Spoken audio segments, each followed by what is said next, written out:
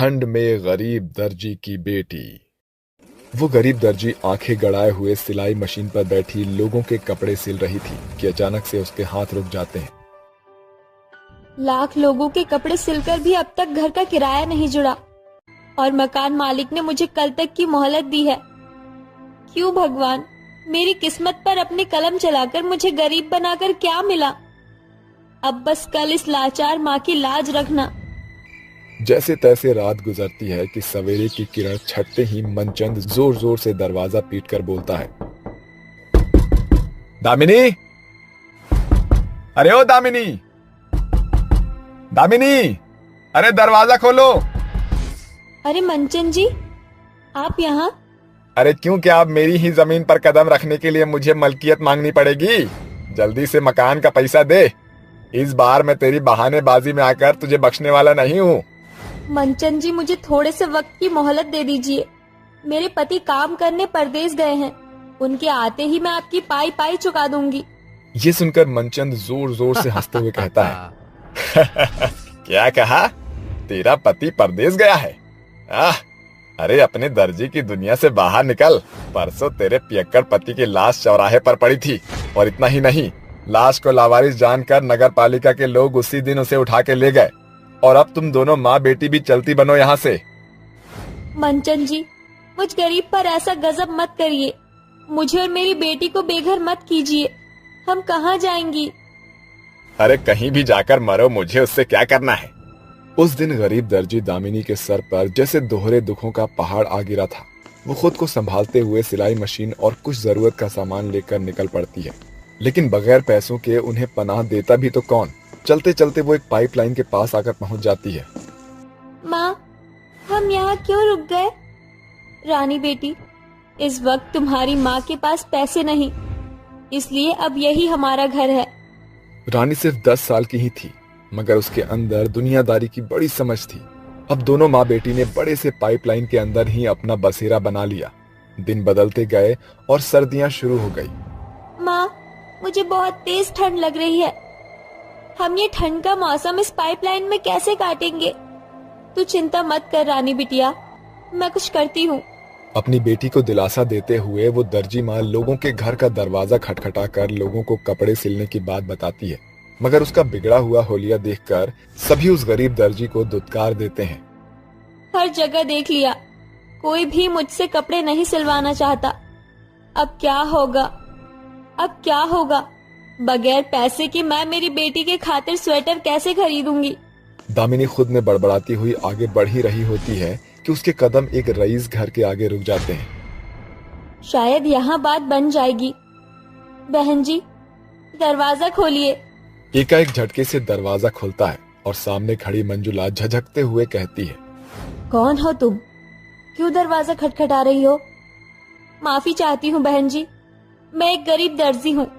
पैसे की तंगी के चलते मेरा घर छिन गया, जिस मारे मैं और मेरी बेटी बेघर हो गए हैं। यहाँ पास ही के पाइपलाइन में रहती हूँ। अगर आपको कपड़े सिलवाने हो तो मुझे बताना। अरे बाजार में टेलर की कमी पड़ गई है क्या, जो मैं तुझ जैसी गरीब दर्जी को अपने कपड़े सिलने को दूंगी? चल भाग यहाँ से, पता नहीं चले आते हैं कहाँ कहाँ से मुंह उठाकर। इस तरह मंजुला बेरुखी दिखाकर गरीब दर्जी के मुंह पर दरवाजा बंद कर देती है। दामिनी सारे रास्ते सोचते हुए पाइपलाइन में पहुंचती है। गुजरते दिनों के साथ ठंड का मौसम बड़ी बर्फबारी में बदल जाता है।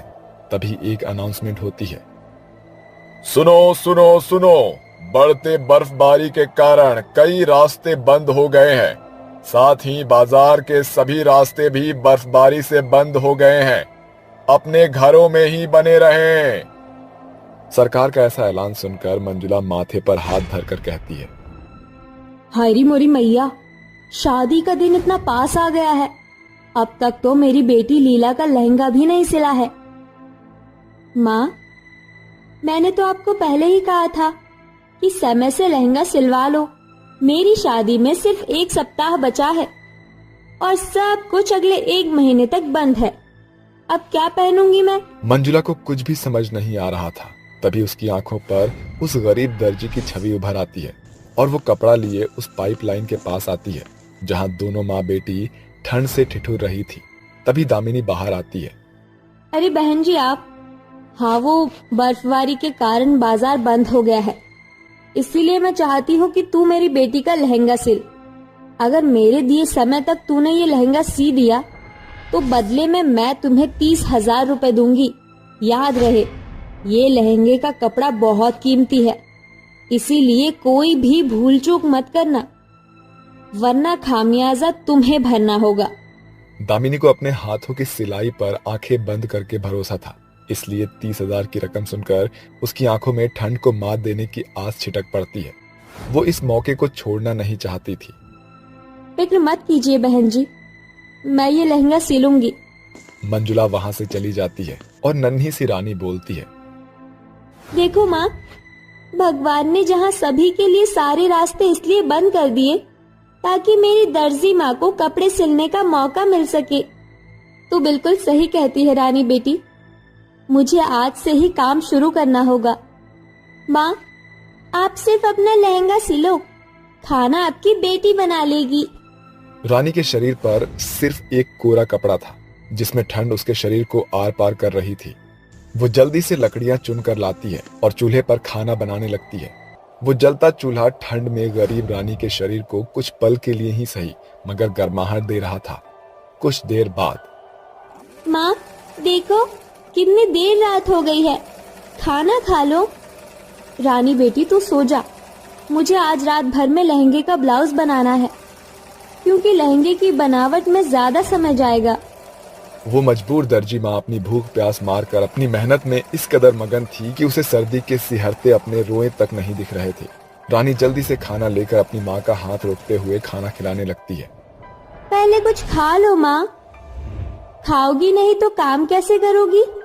ये सुनकर दामिनी की आंखों में ठहरे हुए आंसू फूट पड़ते हैं और वो फपक फपक कर रोते हुए बोलती है, भगवान मुझ गरीब माँ को कैसा दिन दिखा रहा है। जिस उम्र में तेरे हाथों में कलम होना चाहिए, उस उम्र में तेरे कच्चे कंधों पर चूल्हा चौका संभालने का बोझ आ गया है। माँ, तुम खुद को दोष क्यों देती हो? मुझे अच्छा जीवन देने के लिए जब मेरी दर्जी माँ ठंड को भूलकर भूखे प्यासे मेहनत कर रही है, तो मैं इतना भी नहीं कर सकती? फिर दोनों माँ बेटी खाना खाने लगती है। थाली में सिर्फ प्याज और कुछ रोटियां थी, लेकिन कहते हैं ना कि भूख में तो रूखा सूखा भी अमृत का स्वाद देता। ऐसे ही दिन गुजर रहे थे, साथ ही सर्दी का कहर बढ़ रहा था। मगर गरीबी में मजबूर माँ बेटी के पास सर्दी का कहर काटने के सिवा कोई चारा नहीं था। दामिनी बिना रुके लहंगा सिलने में व्यस्त थी। उस गरीब दर्जी माँ की कई दिनों की बड़ी मेहनत ने गहरा रंग दिखाया। मंजुला ने जब अपनी बेटी का सिला लहंगा देखा तो वो बड़ाई करने लगी, अरे वाह, कितना सुंदर लहंगा सिला है तुमने, इतना अच्छा बनावट दिया है तुमने ब्लाउज में, और लहंगा भी कितना लाजवाब सिला है। सच कहा है कहने वाले ने कि भगवान जिसे गरीब बनाता है उसके हाथों में कला कूट कूट कर देता है। मुझे तुम्हारी सिलाई बहुत पसंद आई, इसीलिए मैं तुम्हें 30 के बदले 50,000 रुपए देती हूँ। और तुम बेफिक्र रहो, मेरे सोसाइटी में बहुत सी लेडीज हैं जिन्हें मैं तुम्हारे बारे में बताऊंगी। शुक्रिया बहन जी, ये तो आपका बड़प्पन है जो आपने मुझ गरीब दर्जी पर भरोसा करके अपना महंगा लहंगा सिलने को दिया।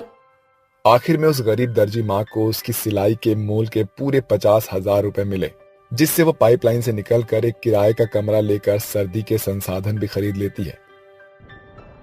देखो रानी बेटी, तुम्हारी दर्जी माँ ने तुम्हारे लिए 4 दीवारी का कमरा ले लिया।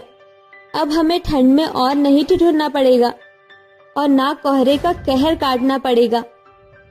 माँ, क्या अब मैं स्कूल जा पाऊंगी? हाँ मेरी बेटी। अंत में गरीब दर्जी माँ ने अपनी बेटी को स्कूल में दाखिला दिलाया और लगातार पूरे लगन से मेहनत करती चली गई। इस तरह गरीब दर्जी माँ बेटी का संकरा सफर